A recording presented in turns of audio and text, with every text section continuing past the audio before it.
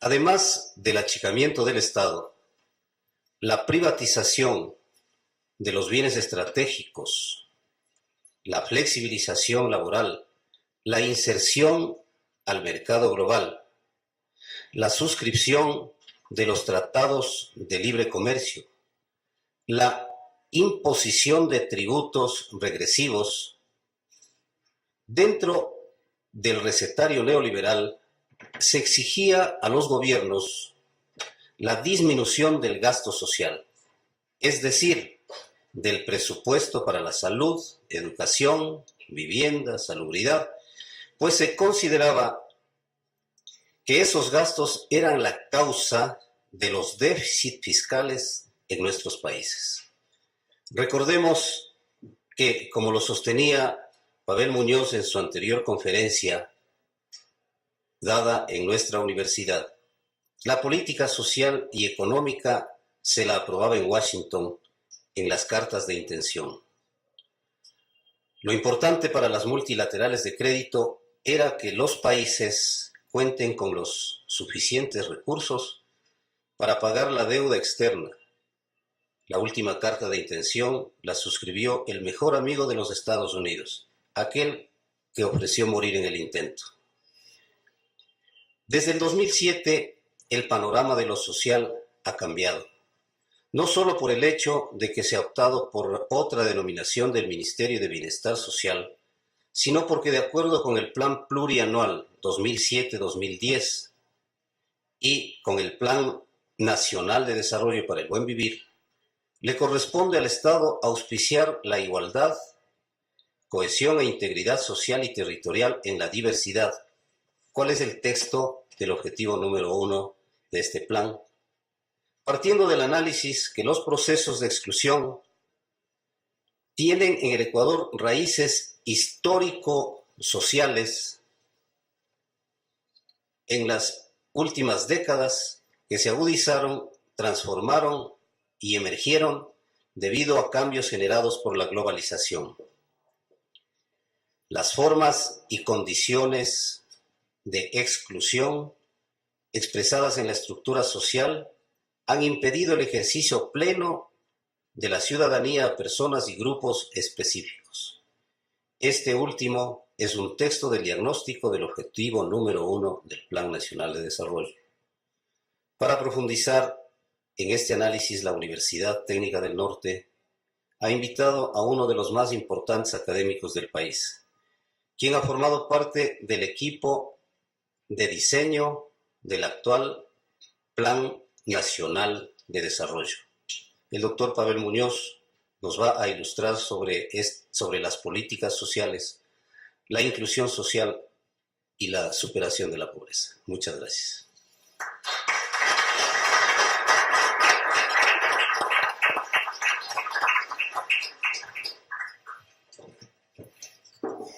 Gracias, muy amable. Un saludo para todos y todas. Un saludo para el señor vicerrector, el señor rector y el amigo también entrañable director del Instituto de Altos Estudios Nacionales. Y a todos los que nos acompañan aquí, como decía también el señor rector, aquellos que nos miran por los medios de comunicación, que son parte de esta universidad, a la cual le tengo especial cariño. Un saludo con todos y con todas. Permítame, rector, simplemente agradecer la invitación, ¿no es cierto? Como ya lo decía usted una vez más, estoy en esta universidad que me place visitar, que me place compartir con ustedes, ¿no es cierto? Algunas de pocas ideas, algunas pocas reflexiones para alimentar un debate que siempre es sano, nutritivo. Grato también de poder salir de la vorágine administrativa que nos consume todos los días, poder abrir este espacio, ¿no es cierto?, para compartir algunas ideas alrededor de lo que se ha señalado, del tema de la política social, ¿sí?, de la superación de la pobreza y de un nuevo enfoque que me parece en el Ecuador y a nivel regional valdría la pena que empezamos a debatir para alimentarlo. Insistir en esta,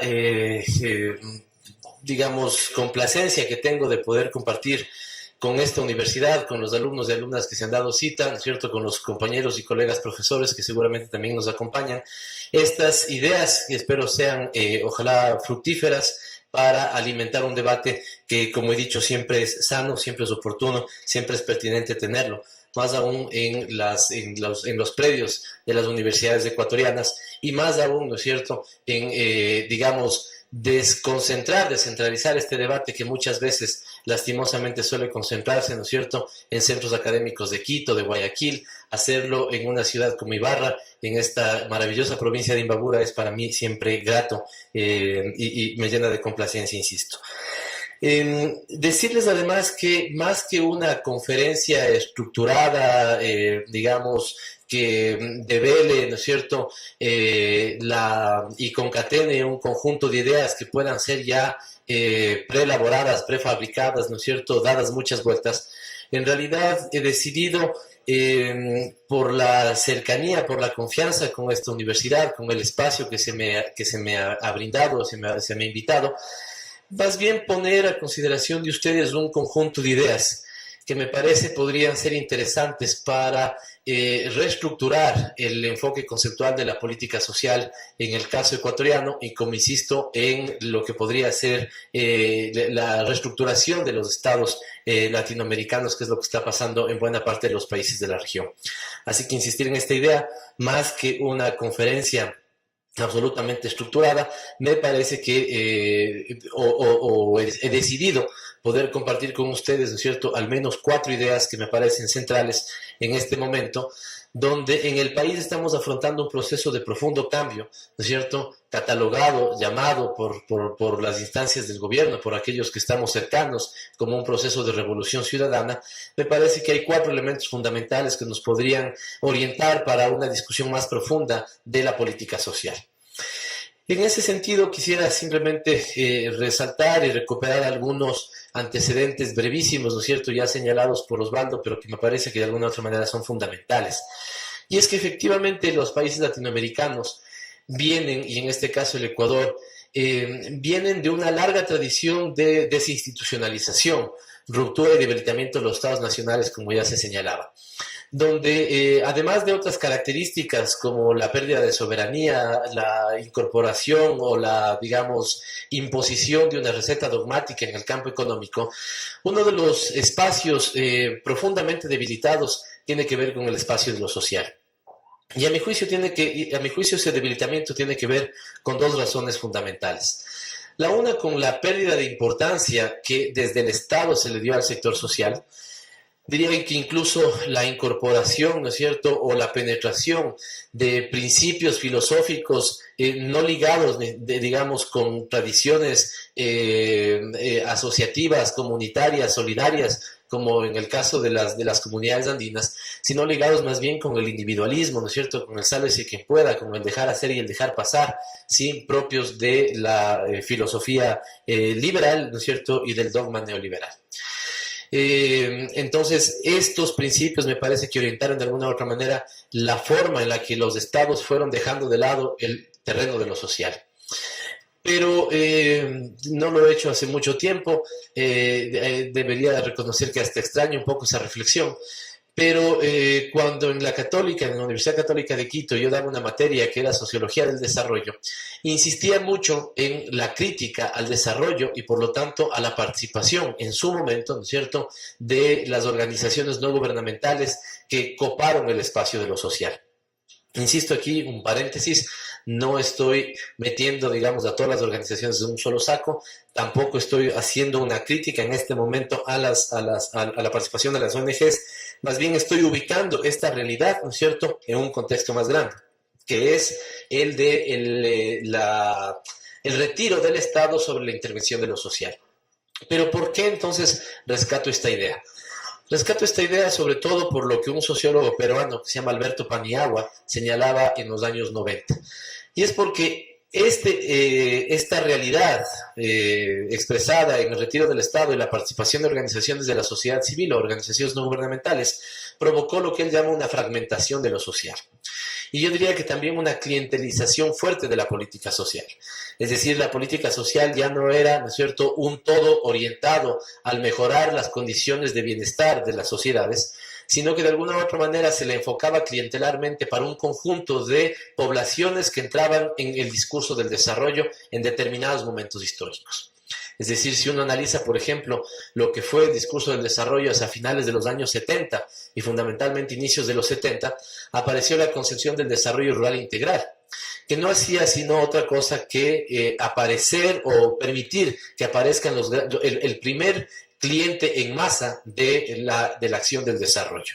Y en ese momento el campesinado, esto está respaldado en un discurso de Robert McNamara, que fue presidente del Banco Mundial hacia mediados de los años 70, que es el primero, muchos le escuchamos esta frase a Freddy Ellis cuando fue candidato a la presidencia de la República, pero en realidad la frase es de Robert McNamara, ¿no es cierto?, que digo, fue presidente del Banco Mundial alrededor del año 1975, y él señalaba la necesidad de actuar sobre los más pobres de los pobres.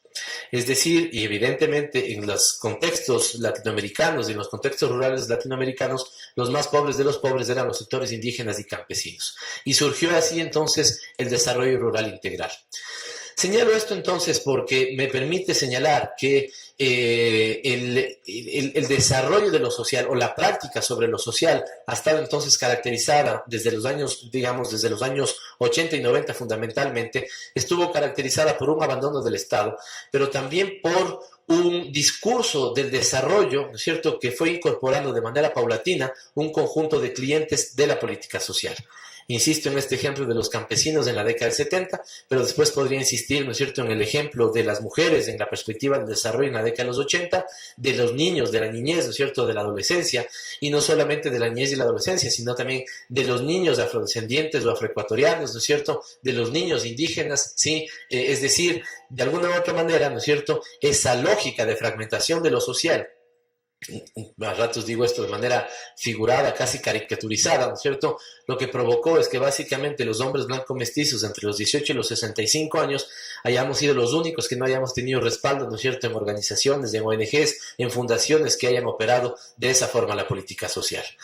Entonces, esta primera idea en términos de contexto, ¿no es cierto?, de un retiro del Estado en la intervención de lo social, pero también de una altísima fragmentación de lo social, provocada por un discurso camaleónico del desarrollo, que fue incorporando temas como el desarrollo rural, como la focalización, como después el desarrollo humano, ¿no es cierto?, como después el desarrollo sustentable, ¿sí? Este discurso camaleónico fue también construyendo los sujetos sobre los cuales necesitaba intervenir.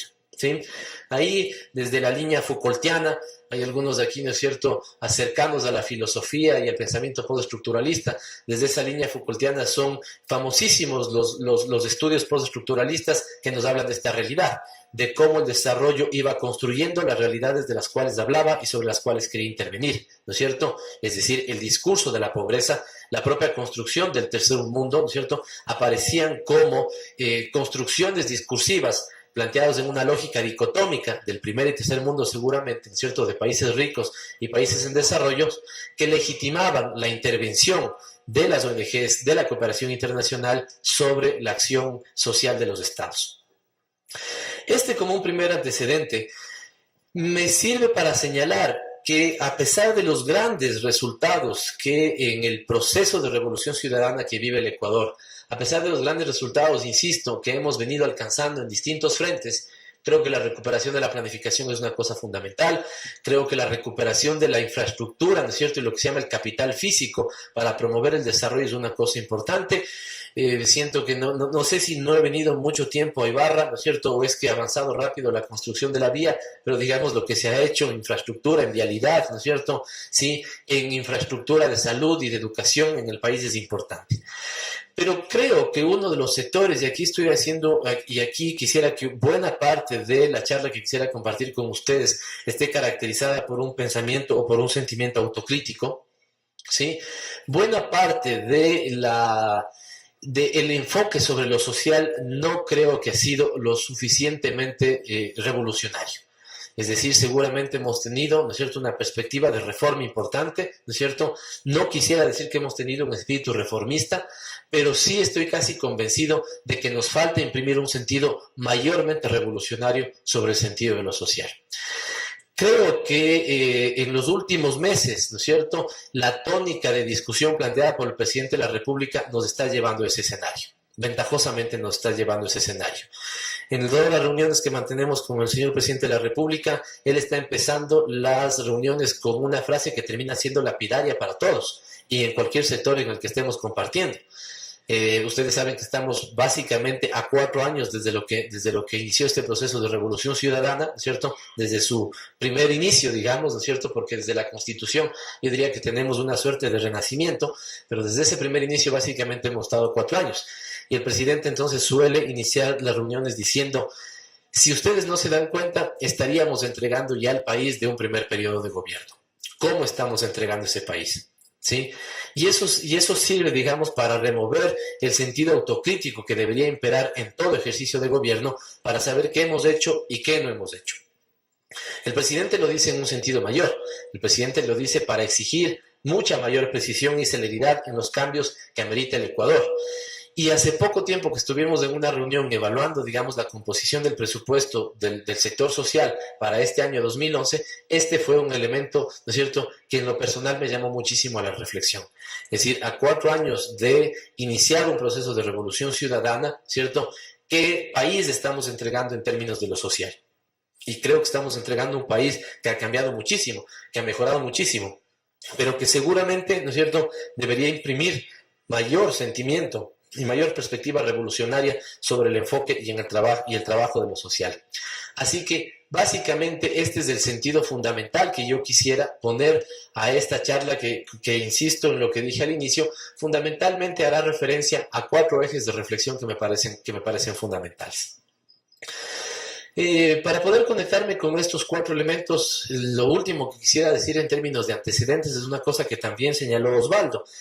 Y es que en este momento yo represento y estoy hablando, digamos, como una persona cercana a la academia, y esa es la calidad en la que hablo, pero cotidianamente trabajo en el Ministerio de Inclusión Económica y Social. Y este es el ministerio, muchos dirán, bueno, ¿cuál es el Ministerio de Inclusión Económica Social? ¿Cierto? Y creo que se ha hecho muchas cosas para mostrar qué es lo que viene trabajando, pero no sería raro que alguien esté todavía perdido de este nombre, al cual incluso, ¿no es cierto?, hay que darle mayor sustento conceptual sobre su acción. Este es el antiguo Ministerio de Bienestar Social.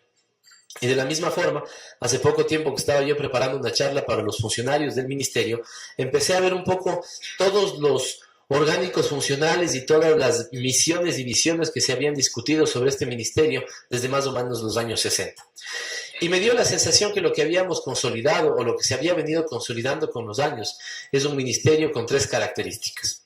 Es un ministerio basado en el clientelismo, es un ministerio basado en una política populista, en una acción populista sobre la política social, y un ministerio, esto no es nada novedoso, lo utilizan algunos teóricos, ¿no es cierto?, cuando hacen referencia a la forma en la que ha venido operando la política social en el neoliberalismo, un ministerio ambulancia, ¿cierto? Es decir, un ministerio que va recogiendo los heridos, que iba provocando una lógica y un sistema económico que dejaba, ¿no es cierto?, muchos heridos en el camino. ¿Sí? Entonces empecé a revisar qué es lo que había hecho este ministerio desde los años 60. Y es impresionante las cosas que se le pusieron, se le quitaron, ¿no es cierto?, que en un momento se le dieron, después se le retiraron y se han vuelto a incorporar. Es decir, temas de previsión social, temas de bienestar social, abro un abanico inmenso y seguramente de mucha dispersión, la competencia de los bomberos metida ahí, la competencia del desarrollo rural integral también metida ahí, la competencia de la atención gerontológica, del trabajo con discapacidades, ¿no es cierto?, el desarrollo campesino en un momento determinado. Esto me sirve además para retirar una cosa que le había dicho en su inicio. La forma de operación del discurso del desarrollo siempre estuvo marcada por las innovaciones y la capacidad camaleónica de ese discurso imperada por organismos internacionales. Lo cierto es que hasta el 2007, cuando nosotros iniciamos este proceso de cambio para el país, recibimos un ministerio absolutamente golpeado en términos éticos y absolutamente devastado en lo institucional. Recordarán ustedes incluso que en la época de derrocamiento, ¿no es cierto?, o de insurrección que vivió la sociedad ecuatoriana para el derrocamiento del coronel Gutiérrez, no sé si ustedes recuerdan, pero en las épocas de protesta en Quito hay una famosa imagen, ¿no es cierto?, de alguien, y hace poco vi que incluso salía nuevamente en una recuperación hecha por el gobierno nacional, ¿no es cierto?, la imagen de alguien con cubierto la cara disparando desde una ventana. ¿Sí? No sé si tienen eso en mente. Cuando había unas protestas abajo en el Ministerio de Bienestar Social. Después ese ministerio terminó quemado. ¿Sí? Bueno, la incomodidad que tengo yo de estar en ese ministerio en este momento, no en el ministerio, porque tengo mucha gratificación de estar ahí, sino de dónde estoy ubicado físicamente en el ministerio, es que yo estoy ubicado, ¿no es cierto?, en la oficina desde la cual se hacían esos disparos, ¿sí? Y esto me genera una suerte de escalofrío tremendo, ¿ya? Ese es el ministerio que fue de alguna u otra manera emblemático, porque después de esos disparos, además había ahí, ¿no es cierto?, el asesor, no era asesor, cumplía el cargo que yo cumplo en el ministerio en este momento, el viceministro, ¿no es cierto?, que se me va el apellido, pero era el famoso viceministro de Bolívar González, ¿no es cierto? Ya era más famoso porque tenía y llegaba a las comunidades en su Hammer amarillo que por lo que había hecho en el ministerio, ¿sí? Y era un ministerio también que se le conocía en esa época como el Ministerio de los Picos y las Palas. Es decir, bajo el pretexto del desarrollo rural, empezó a regalar en las comunidades picos y palas, ¿no es cierto?, en una tarea absolutamente clientelar. Bueno, ese ministerio que nos tocó asumirlo en esas condiciones, ¿no es cierto?, salido de un incendio, quemados, ¿no es cierto?, archivos, donde había habido la osadía de que a alguien se le hubiera ocurrido disparar a la ciudadanía que protestaba desde digamos, el espacio de una institución pública, ¿sí? Es un ministerio que expresaba lo peor de la política social que fue estructurada en la época neoliberal, ¿sí? Así que lo primero que se hizo en ese ministerio, diría yo, es un momento de rescate ético, ¿sí? Y fue tratar, ¿no es cierto?, de recuperar, ¿no es cierto?, o salir de esa concepción absolutamente anclada en el clientelismo, en el populismo, ¿no es cierto?, y en una actitud dadivosa sobre la política social, no basada en derechos, ¿no es cierto?, sino basada en la generación de clientelas para ganar las próximas elecciones, ¿sí? Así que el segundo momento que se vivió desde ahí es un cambio institucional importante. Es dejar de lado ese concepto del bienestar social, ¿no es cierto?, que lastimosamente tuvo estos dejos de clientelismo y populismo, ¿sí?, e incorporarle una nueva concepción y una nueva visión.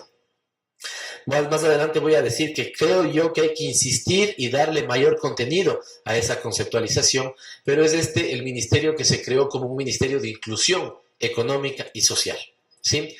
Entonces, lo que hemos vivido en este año, en el proceso de revolución ciudadana, ha sido pasar desde un rescate ético hacia una transformación institucional, pero creo que, y hasta este momento, ¿no es cierto?, creo que la posibilidad de reconceptuar revolucionariamente la política de lo social todavía ha estado pendiente.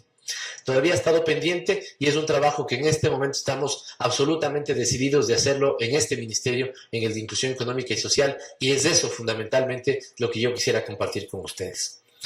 Así que respecto a esta idea que les decía al inicio de poder tener 4 elementos sobre los cuales podamos conversar, el primero quisiera que haga referencia al tema del enfoque. Esto lo voy a plantear fundamentalmente en términos de hipótesis. Y me da la sensación que la política, o no voy a decir exactamente la política, sino el enfoque conceptual que cobija la política social dentro de la revolución ciudadana, ¿no es cierto?, no ha podido ser completado y no ha podido tener la contundencia que hubiéramos deseado. Tal vez por lo siguiente, y aquí va la hipótesis. Les decía yo que el desarrollo y el discurso del desarrollo fue absolutamente hábil de crear las realidades de las cuales hablaba. Y de lo que hoy hablamos comúnmente en desarrollo, que es desarrollo humano, ¿cierto?, apareció en el discurso del desarrollo en el año 90. En el año 90, ¿no es cierto?, un texto famoso del PNUD, del Programa de Naciones Unidas para el Desarrollo, ¿no es cierto?, plantea un informe que es el informe IDH. aquellos, no sé de qué escuelas están aquí, ¿no es cierto?, de qué facultades, pero aquellos que pueden venir de trabajo social, de sociología, de economía, seguramente conocen esto. Y el IDH es el Índice de Desarrollo Humano. Y desde esa fecha para acá, ¿no es cierto?, las Naciones Unidas publican anualmente su informe sobre el IDH. Es decir, el IDH a la larga es un indicador construido, ¿no es cierto?, desde la econometría, que ha sido además la ciencia del desarrollo, y yo no diría la ciencia del desarrollo, sino la ciencia de la pobretología. Me parece que la pobretología impregnó, ¿no es cierto?, la concepción del desarrollo. El IDH lo que hacía es construir un indicador de características estadísticas y econométricas para ver cuál es el nivel de avance y de desarrollo de los países y por lo tanto ubicarlos en una escala de más o menos desarrollo. Se incorporaban ya no solo, además recordarán ustedes, que los principios clásicos del desarrollo, aquellos de la economía del crecimiento, ¿no es cierto?, de Rostow, de los años 40 y 50, planteaban un tema fundamental, ¿no es cierto?, y es el crecimiento y el progreso. Es decir, el crecimiento económico y el progreso económico eran fundamento, eran la esencia del desarrollo. Pero en los años 90, ¿no es cierto?, aparece el tema del capital humano. Y el tema del capital humano señala entonces que ya no es necesariamente el crecimiento y el progreso, sino que es la inversión en la gente. Y cuánta educación y cuánta salud tenga la gente, un mejor indicador del desarrollo. Entonces, este sí es un avance epistemológico en la concepción del desarrollo, pero que de alguna u otra manera me parece que expresa en el momento actual sus limitaciones. Lo que quiero decir es entonces que el paradigma conceptual, el cambio epistemológico que se da en los años 90, es incorporar la variable de capital humano, analizar las condiciones de salud y educación de las poblaciones y construir un índice que es este índice de desarrollo humano para medir cómo los países avanzan en términos de desarrollo. Pero lo más importante que quiero decir en este punto de vista es que, y voy a hacer nuevamente un paréntesis y una referencia a Foucault. Yo soy bastante seguidor de este filósofo francés que se llama Michel Foucault, ¿sí? Michel Foucault tiene una lectura sobre los discursos que es sumamente importante. Dice él que los discursos al menos funcionan en tres figuras. Yo voy a señalar en este momento dos. La una, que son las sociedades del discurso, es decir, cuando hay un grupo pequeño que construye un discurso, y la otra cuando el discurso funciona como un ritual y como un dogma. Es decir, cuando ese discurso que ha sido construido entre pocos se repite, ¿no es cierto?, dogmáticamente por el conjunto de la población. Lo que estoy diciendo entonces en los años 90 con el índice de desarrollo humano es que ese librito que salió se vendió como dogma y como ritual. Pero la forma en la que se construyó, ¿no es cierto?, en un gueto más cerrado, en una sociedad del discurso. El actor más importante de esta sociedad del discurso es un economista que se llama Amartya Sen. Y Amartya Sen fue premio Nobel de Economía hacia mediados de los años 90. ¿Por qué fue premio Nobel de Economía? Porque su tesis sobre la economía del bienestar, ¿no es cierto?, es la que fue premiada. Y esta tesis señala que el desarrollo ya no es entonces crecimiento económico, va más por el lado del capital humano. Y él dice, y es una tesis absolutamente cierta, yo no voy a quitar ninguna legitimidad a esa tesis, solo quiero plantear que creo que en este momento esa tesis debería ser complementada. Y él señala entonces que las capacidades que tenga una persona de desarrollo o de desarrollarse tiene que ver con la creación es decir, él señala creación de capacidades y generación de oportunidades. ¿Qué sería la creación de capacidades? Sería la posibilidad de que los niños, ¿no es cierto?, se eduquen adecuadamente y estén sanos. Es decir, un niño que esté sano y que tenga buena educación, que sería crearle capacidades, está en mejores condiciones de tener más oportunidades de desarrollo. No sé si la idea está clara, ¿sí? Es decir, el enfoque del desarrollo se centró mucho en la inversión que había que hacer sobre salud y educación. Tema fundamental, absolutamente valioso, ¿no es cierto?, extraordinariamente valioso, ¿sí? Pero lo que yo quiero señalar es que me parece que hoy, cuando estamos en un proceso de cambio revolucionario para el país, creo que no es el único enfoque que habría que apuntalar. Es decir, creo que al enfoque de las capacidades y la generación de oportunidades deberían incorporarse otros que me parece fueron quedando de lado, ¿no es cierto?, o fueron rezagados en la práctica del desarrollo y de la política social de los últimos años. Así que centrando un poco, con un poquito más de precisión, la primera idea de la que quería hablarles es que, a mi juicio, hay un problema de enfoque en la política social. Y la hipótesis que señalo entonces es que la política social tiene como elemento central la generación de capacidades y por lo tanto la creación de oportunidades, ¿sí? Pero que hay otros elementos de la política social que están ausentes de ese entendimiento. ¿Cuáles son? Me voy a referir fundamentalmente a tres. El tema de la protección, el tema de la seguridad social, ¿no es cierto? Y el tema del bienestar. Es decir, si quieren ponerlo ustedes de otra forma, me parece que la ecuación sobre la cual hoy opera, ¿no es cierto?, en la política social es creación de capacidades e inversión en capital humano, ¿sí? Eso está muy bien, pero en mi criterio, la ecuación sobre la que debería operar es creación de capacidades, protección, seguridad social y bienestar, ¿sí? Y estos otros elementos no quiero decir que no estén presentes. Lo que me parece es que no están presentes bajo el mismo enfoque conceptual, ¿no es cierto? Y de una manera integral e integradora. También aquí un paréntesis. Este es un comentario, ¿no es cierto?, un comentario personal, una valoración personal que tengo yo sobre algunos elementos que han venido funcionando en el gobierno. Creo yo que hay uno de los elementos claves que ha venido funcionando en estos 4 años de proceso de revolución ciudadana, es tener perspectivas, tener ánimo de tener una mirada más integral e integradora. Es decir, muchas veces lo que nos pasa en distintos frentes es que solemos atomizar, ¿no es cierto?, los conceptos, los campos de análisis, ¿no es cierto?, terminan siendo muy dispersos, ¿sí?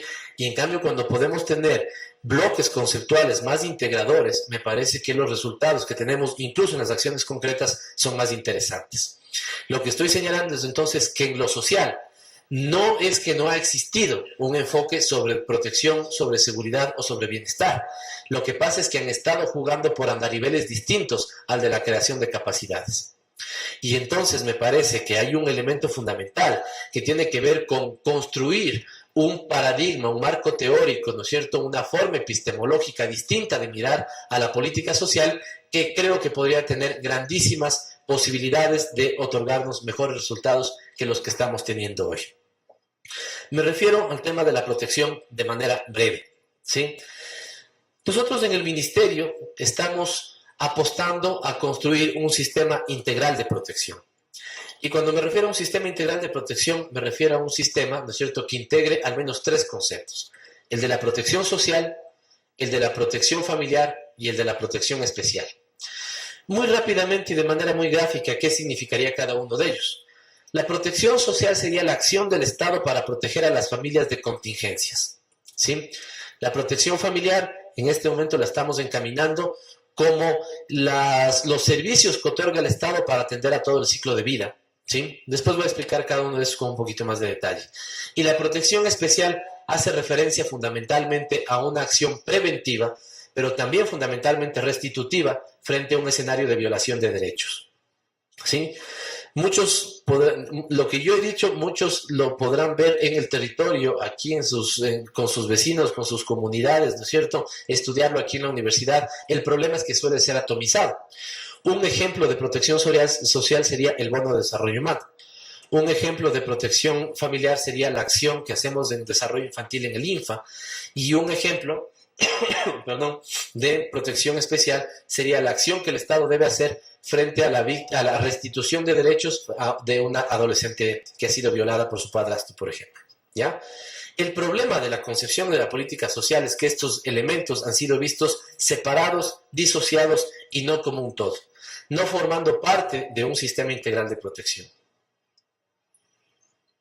Y aquí, entonces, una de las primeras ideas, a mi juicio, fuertes, que creo podrían revolucionar con más énfasis la política social. Es decir, y después toparemos a una cosa, la vez anterior que estuve aquí, estuve gratísimo de poder compartir en un escenario donde estaban autoridades de distintas provincias. Me acuerdo que hablamos de regionalización, es decir, de la revolución que estábamos teniendo sobre, digamos, la desconcentración y descentralización de la política. Al final señalaré también ese elemento, porque creo que no tendríamos ninguna incidencia real si estos cambios en la concepción de la política social no operan, ¿no es cierto?, en los territorios, ahí donde se presentan las necesidades concretas de la población. Pero lo que quería decir entonces es que un ejemplo de esta idea integradora que estoy señalando sobre la política social la estamos trabajando en este momento en el Ministerio de Inclusión Económica y Social, procurando, ¿no es cierto?, consolidar un sistema integral de protección, donde tanto la protección social como familiar y como especial sean parte de un todo, ¿no es cierto? Y tengan entonces mayores potencialidades de generar beneficios en la población. Para que esto sea más entendible, permítame señalar un ejemplo que va caminando en ese sentido. Hace poco estuve en un evento en Paraguay. Fuimos invitados en el marco de la UNASUR a discutir política social. Y una de las cosas novedosas que presentó el caso ecuatoriano es que nosotros nos estamos planteando en este momento ya no cuántas personas deberían seguir cobrando el bono de desarrollo humano, sino que nos estamos planteando en este momento cuántas personas anualmente deberían dejar de cobrar el bono de desarrollo humano, ¿sí? Y no porque no haya los recursos para cubrirlo, sino porque el bono viene funcionando ya más de 10 años y, si se quiere, ha perennizado a personas en situación de pobreza que son las que reciben este beneficio. Pero un país entonces que se plantea una revolución del sector social debería entonces ya no permanecer esto como un momento estático, sino que debería provocar una movilidad ascendente de su población, provocando que haya una superación de la pobreza. Por lo tanto, el indicador, fíjense que entonces esto que estoy diciendo tiene un efecto real en indicadores concretos. Hasta el año anterior, ¿no es cierto?, nosotros teníamos 1.200.000 personas que cobraban el bono anualmente, ¿sí? Este año, ¿no es cierto?, y para el 2013 nos estamos planteando al menos 150.000 personas que dejen de cobrar el bono de desarrollo humano, ¿sí?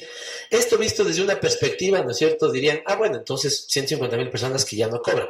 Pero visto desde otra perspectiva, sería 150.000 ecuatorianos y ecuatorianas que superan su condición de pobreza, ¿no es cierto?, y tienen una lógica de movilidad. ¿Cómo lo vamos a querer? Ese es el tercer tema que quisiera yo señalar. Ahí me voy a referir a la economía popular y solidaria. Pero para cerrar este primero, ¿no es cierto?, quiero decir entonces que la forma en la que, a mi juicio, podríamos tener mejores resultados sobre la acción de la política social es si no solamente revolucionamos la forma de operar, sino la forma de entender y concebir la política social. Y para eso necesitamos un paradigma conceptual que nos presente posibilidades más integrales e integradoras de esos enfoques. Señalo en el mismo ejemplo, y lo novedoso que planteábamos del caso ecuatoriano en ese momento. Porque yo creo que en este momento hay que ponerse, y en un espacio académico es el momento ideal para hacer esto, ¿sí? Cuando se señala el bono de desarrollo humano, ¿no es cierto?, se señala que esta es, digamos, la oposición. ¿Qué es lo que dice? Esa es la forma en la que el gobierno entrega $35 mensuales, ¿no es cierto?, para que haya gente que cree en este gobierno, ¿sí? Pero no están viendo que detrás de esto, ¿no es cierto?, hay un interés profundo de cambiar también la política social y de aseguramiento no contributivo, ¿no es cierto?, de la población ecuatoriana. Y les señalo algunos ejemplos. Hoy las personas que tienen, primero hoy están asociados dos conceptos respecto al pago del bono de desarrollo humano. El primero es el bono, ¿no es cierto?, que algunos dicen que es una dádiva a los pobres. En realidad el concepto es una transferencia para cubrir las contingencias de consumo de los hogares pobres, porque los hogares pobres tienen más o menos este comportamiento de consumo. Pero cuando hay una contingencia en el hogar, como por ejemplo que el abuelito se murió, ¿no es cierto?, tenemos una caída fundamental. Y los recursos que tiene ese hogar para cubrir un flujo normal, ¿no es cierto?, se ven severamente golpeados, ¿ya? Por lo tanto, la idea es que tengamos mecanismos previsionales, mecanismos de protección que cubran esas contingencias para que los hogares pobres no se vean afectados. No sé si soy claro en la idea. Por lo tanto, entonces el bono no es solamente bono, una transferencia, sino que al bono están asociados, por ejemplo, un seguro de vida, un seguro de servicios exequiales, ¿no es cierto? Sí, y una cosa que es fundamental, un tema que muy pocos conocen, ¿no es cierto?, pero que opera muy bien, una red de enfermedades catastróficas, ¿ya? Yo digo esto porque nosotros lo he señalado y hay gente que no me cree, dice, eso estamos haciendo aquí, sí, lo estamos haciendo aquí, pero seguramente, espero que no, digo, es la única vez en la que más bien voy a referirme en estos términos, espero que a nadie le haya tocado, sí, pero seguramente conocerán ejemplos en este sentido. Cuando hoy hay una persona de quintiles de pobreza que tiene una enfermedad catastrófica, ¿no es cierto?, que sea un cáncer que no se puede, digamos un cáncer, ¿no es cierto?, o una enfermedad como estas raras que aparecen en los últimos tiempos, que nadie sabe qué es y que resulta una cosa que compromete la vida del ciudadano, ¿no es cierto?, opera una red de protección de enfermedades catastróficas, ¿sí? Al final esa red está a cargo del MIES, pero nadie sabe que está a cargo del MIES, ¿sí? ¿Por qué nadie sabe? Porque creo que es una de las pocas cosas que opera bastante bien en dinámica estatal. Es decir, me estoy inventando el caso de una señora que tiene un cáncer, ¿no es cierto?, en una etapa muy avanzada, ¿cómo se llama? Se va al hospital público, ¿no es cierto? Los médicos analizan y se dan cuenta que el cáncer es muy complicado. Determinan entonces que ese caso es un caso de tratamiento de enfermedades catastróficas. Y hay un grupo de médicos que entonces dice que sí, que es de enfermedades catastróficas. Que por lo tanto no se puede tratar en el hospital, que puede ser el Pablo Arturo Suárez de Quito, y entonces se le refiere, ¿no es cierto?, a Solca, ¿ya? ¿Sí? O a una clínica privada, si es que no hay el tratamiento en Solca.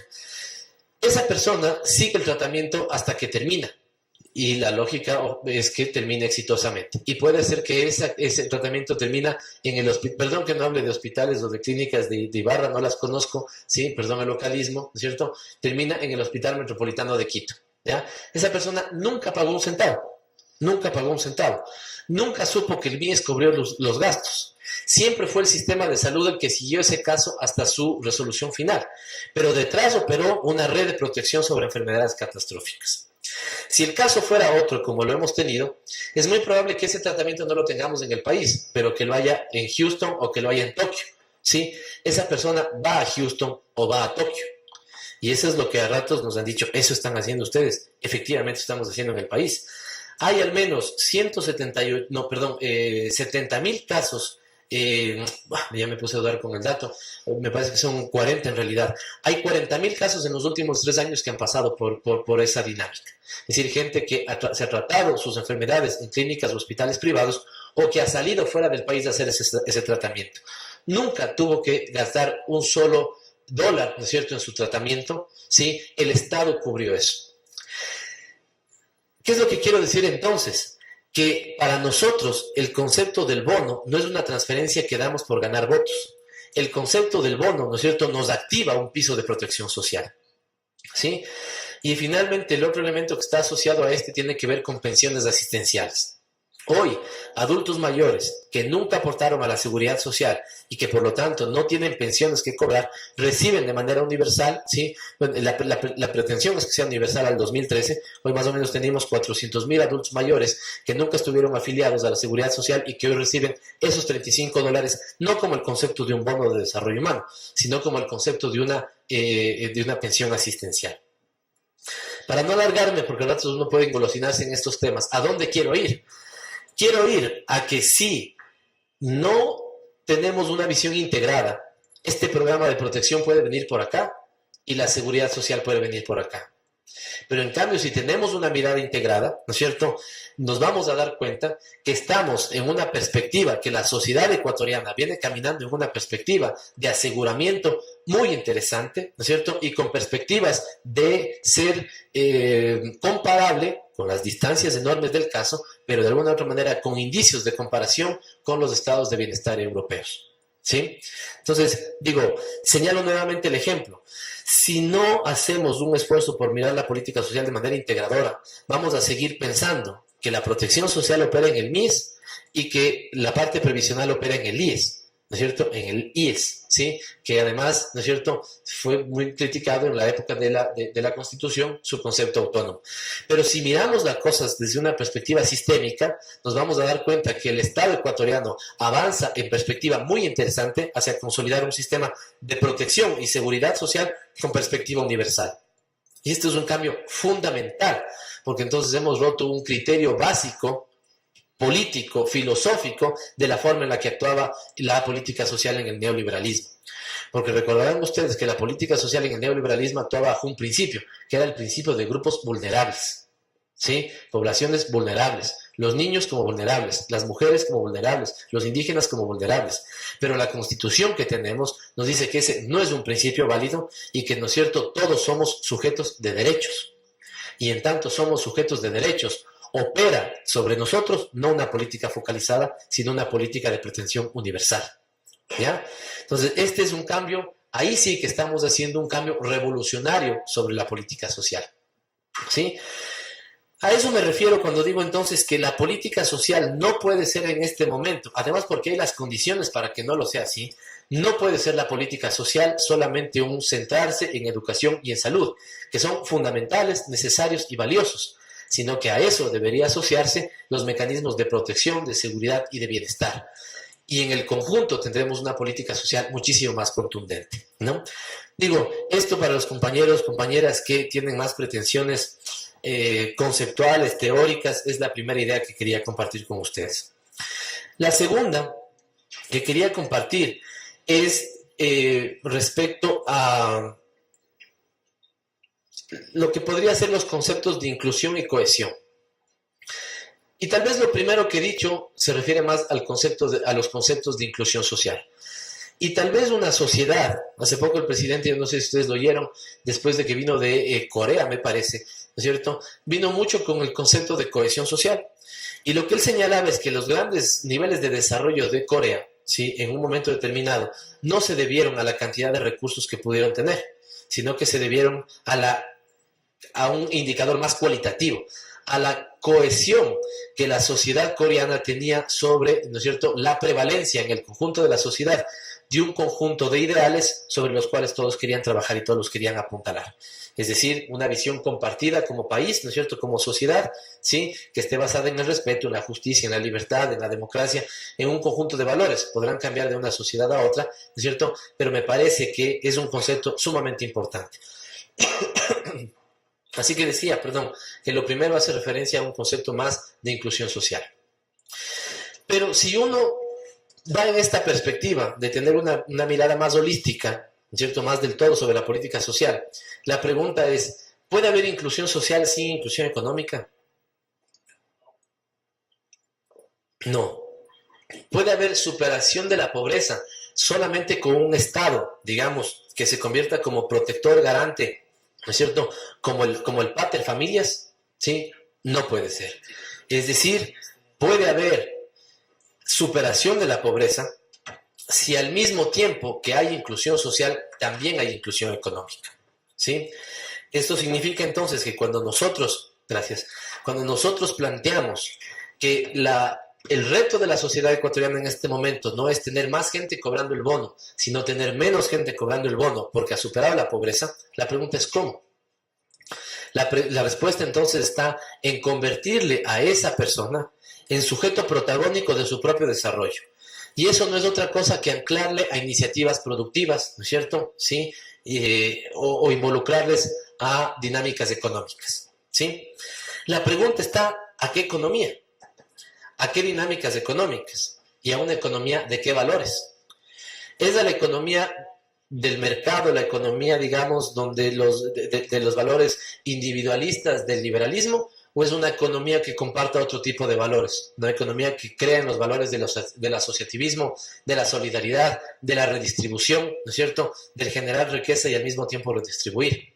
Y eso es entonces lo que está en juego también como parte de la política social en una concepción revolucionaria, ¿sí? Así que la segunda idea fuerte a la que yo quisiera centrarme, ¿sí?, tiene que ver con la inclusión económica, pero fundamentalmente con la economía popular y solidaria, ¿sí? Y esto seguramente, en cambio, será mucho más sugerente a las personas que estudian o sociología o economía, ¿no es cierto?, ¿sí?, o que tienen interés por entender la economía. Si uno se pregunta cuáles son uno de los cambios más, digamos, a la larga, después nos podemos sentar a conversar, ¿no es cierto?, y cada uno podría opinar sobre cuál considera que es uno de los elementos más revolucionarios de la nueva Constitución, ¿sí? Si lo entendemos bien, todos estoy seguro que llegaríamos a coincidir que uno de los temas más revolucionarios de la nueva Constitución tiene que ver con el enfoque económico, con el sistema económico que se plantea, ¿sí? Y este es un tema fundamental. Si bien en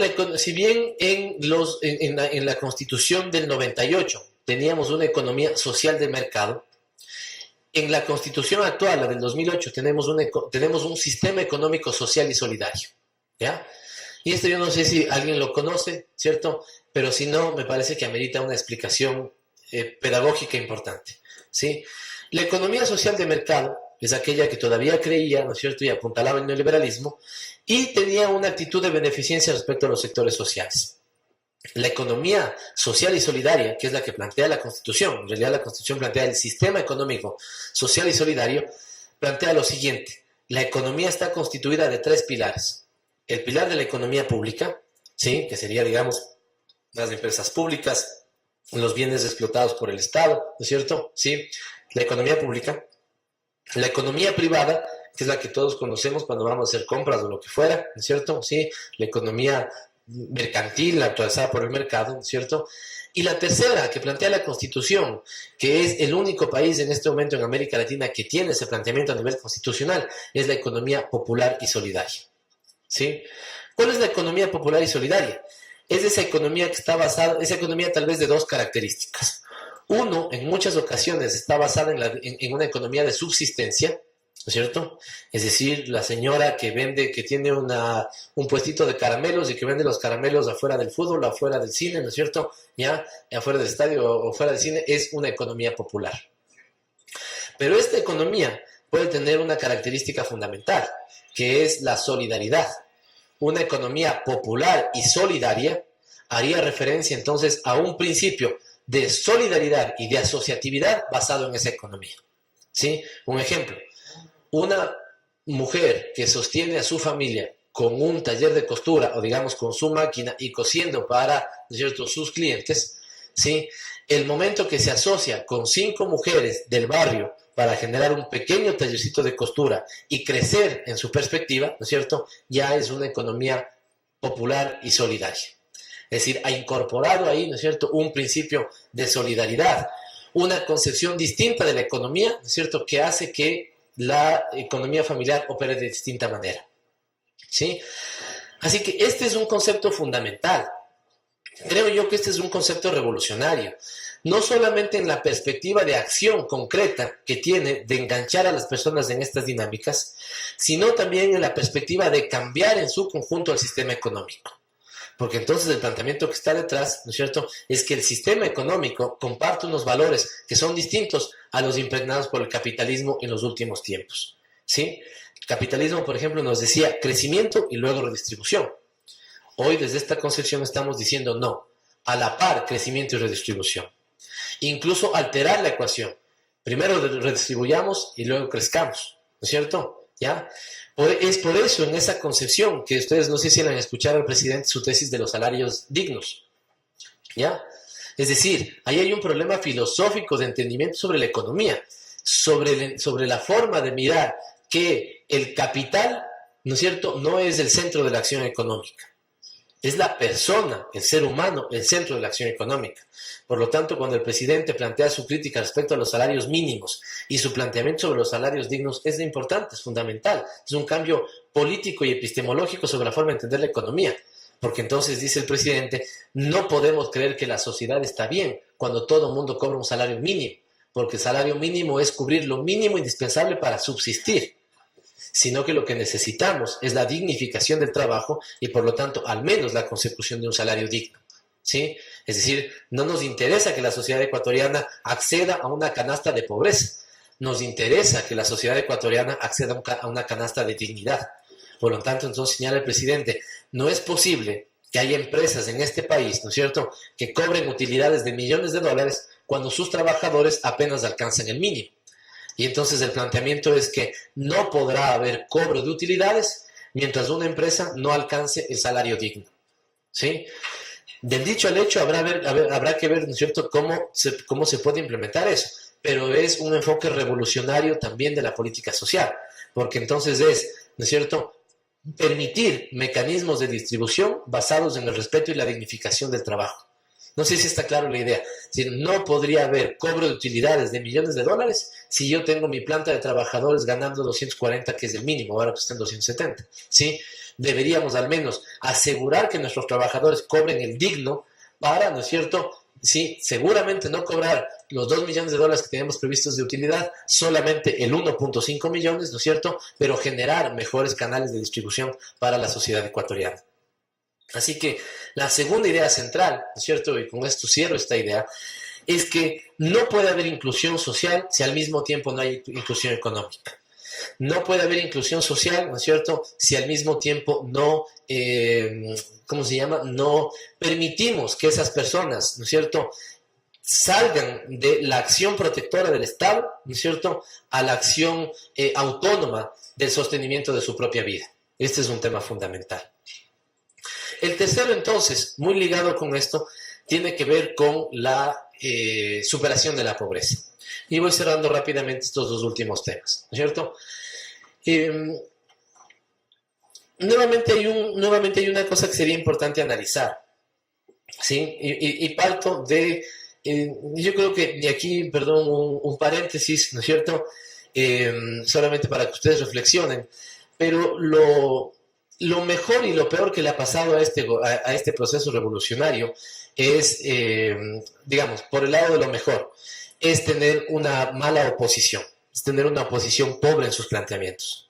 ¿Por qué digo que esto es lo mejor? Porque el gobierno no ha tenido que hacer nada. La oposición solita cae por su propio peso. Pero eso también es nefasto, porque no hemos podido tener una oposición que se ponga a la altura de las circunstancias y nos plantee críticas que por lo menos nos hagan pensar, ¿no es cierto? Sí, nos revolucionen la cabeza y nos pongan, ¿no es cierto?, en un debate productivo. Sí, lo peor para este proceso y al mismo tiempo lo más cómodo para perdón, no voy a decir lo mejor, voy a decir lo más cómodo, pero al mismo tiempo lo peor para este proceso ha sido no tener una oposición inteligente, ¿no es cierto?, que plantee cosas novedosas. Entonces, ¿qué es lo que dicen? Simplemente que ahí está el Bono de Desarrollo Humano para cubrir las necesidades políticas del gobierno.